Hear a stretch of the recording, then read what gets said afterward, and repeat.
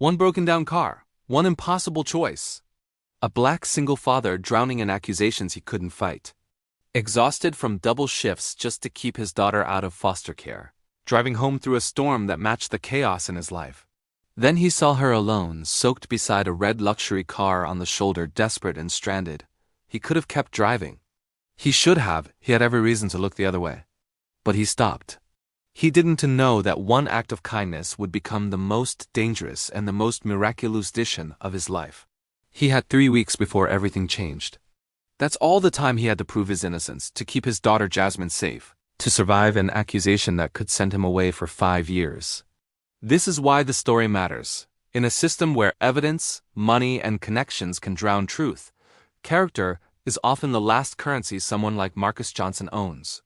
Stay with me, because what happens next is not just courtroom drama. It's a study in dignity, an unplanned test of mercy, and a reminder that small choices can alter destinies. Marcus pulled off Riverside Drive with the wipers beating a frantic rhythm. He smelled oil and rain and the kind of exhaustion that lives in bones. Warehouse by day, loading trucks by night.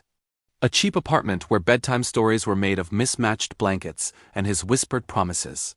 The trial date glared in red on a kitchen calendar, 3 weeks. Victor Thompson, his former partner, had accused him of stealing $47,000 from their tiny landscaping company. Forged signatures, doctored spreadsheets. An expert in making guilt look tidy on paper. Marcus had been called unreliable before, but never criminal.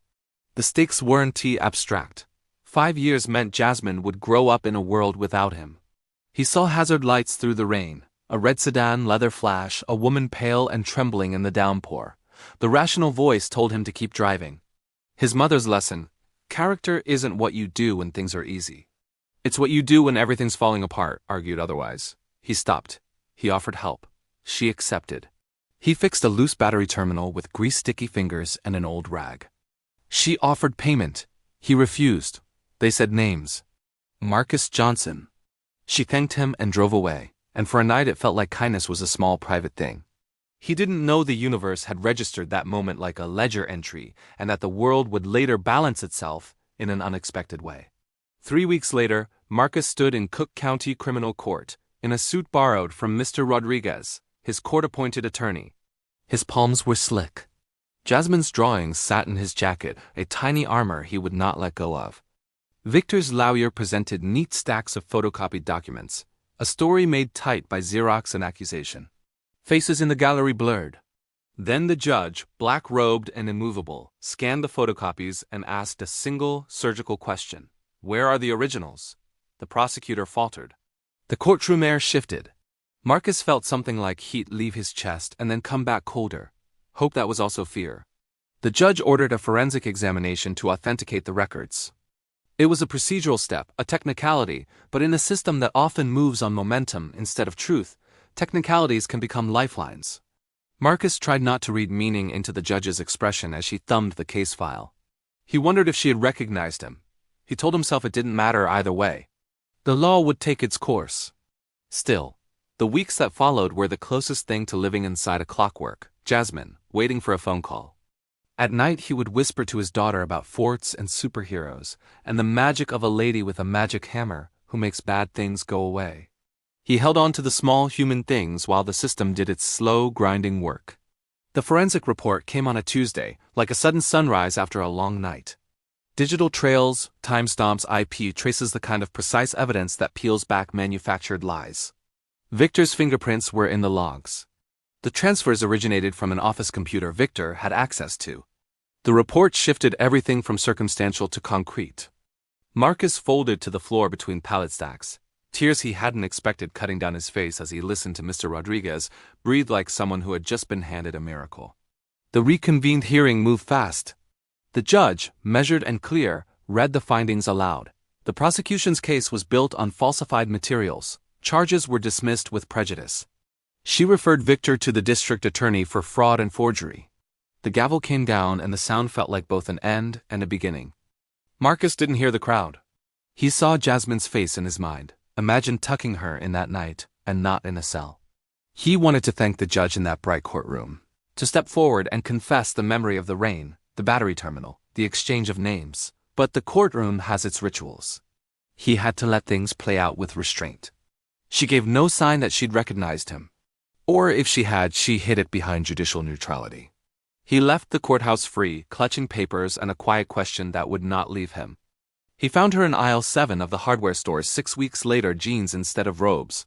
Hair down, a small, human woman asking for battery terminals like any other customer. The world has a way of pulling strings taut until two lives meet again. When she turned, Marcus knew. He had known in that courtroom, in the way his heart had jumped. She smiled, and all the formal armor melted into something softer. Diana Mitchell, the judge, admitted she'd seen him that rainy night, and that the recognition had nearly forced her hand to recuse herself. She had stayed silent for the sake of procedure, but she had pushed for the forensic exam because of real concerns with the evidence's provenance. She had bent inside the rules, not outside them. She'd used her authority to correct a procedural oversight, not to manufacture mercy. They shared coffee in a small cafe while Jasmine declared the judge's gavel a magic hammer that makes bad people go away. The awkwardness settled into warmth. Diana listened to Marcus's fears and his stories, to the way he read to his daughter by flashlight when the lights went out. He watched her laugh at Jasmine's impulsive commentary. He watched her hand find his across the table as if it had always been meant to rest there. What began as a debtor of gratitude evolved into something tender and real. Small mundane days, zoo trips, grocery runs, patching an old fence filled out their lives. She learned to be patient with Jasmine's sharp questions. He learned she could be just as stubborn about fairness as she was about rules. Months layered into a life that somehow felt both ordinary and miraculous. Victor Thompson was prosecuted and sentenced. Marcus found steadier work at a hardware store with benefits that meant dinners on the table and medical checkups for Jasmine, a small, practical form of peace. Diana and Marcus's relationship deepened slowly, honestly.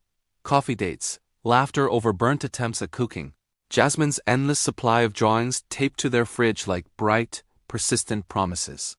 One afternoon in the park, when Marcus knelt with a ring and Jasmine squealed her secret, the public became witness to a private promise. Diana said yes to both of them.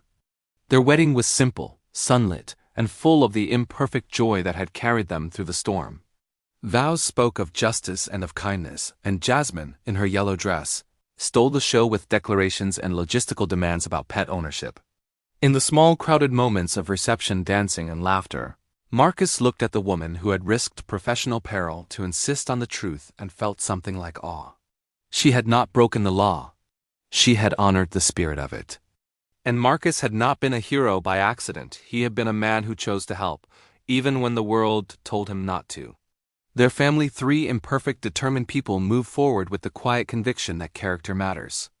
That sometimes the law needs a human heartbeat in its chambers. That small kindnesses can seed everything. We started with rain and a choice. We end with sunlight and a promise. Marcus's world could have ended behind a courtroom window. Instead, a night of listening to wipers and the smell of wet leather became a lifeline. Diana could have recused herself and walked away. Instead, she found a way to insist the system do what it was supposed to. Jasmine, with her mismatched shoes and boundless confidence, taught everyone that magic is just a name we give to the practical miracles made by people willing to act. If there's a lesson here for anyone watching across this country, it's this. Character is evidence, kindness is currency. And sometimes the bravest thing you can do is stop in the rain. If this story moved you, share it, because the more we remember how small choices ripple outward, the more we make room in our own lives for courage,